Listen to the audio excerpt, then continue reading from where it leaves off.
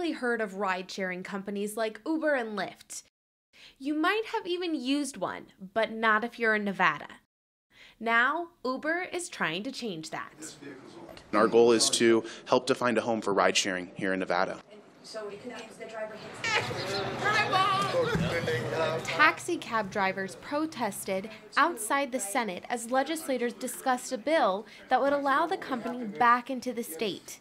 Uber works much like a taxi company and picking up people and dropping them off at places for a price. But it doesn't follow normal taxi regulations. What I object to is they seem to be circumventing the authority of the NTA, which we work under. The idea of ride sharing is a new concept now.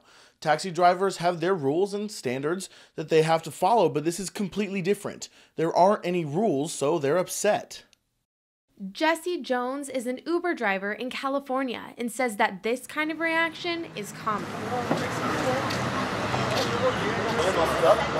I remember when they struggled to get Uber here at first. Taxi drivers were really mad about it. But for him, having Uber and taxis is a good thing. Hey, come on. Thanks. I think bringing Uber is good. It causes competition. I believe competition is good. It's healthy.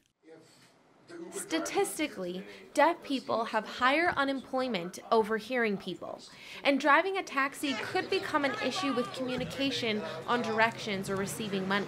But for Jesse, he says that Uber has none of these issues.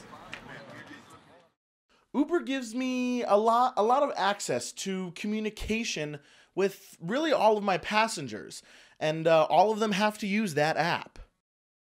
The Senate heard arguments proposing new rules that require drivers of ride-sharing companies to pay fees and get permits from the Public Utilities Commission.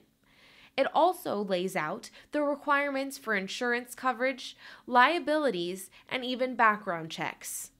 Uber says, though, that these rules are similar to those that are laid out in other states.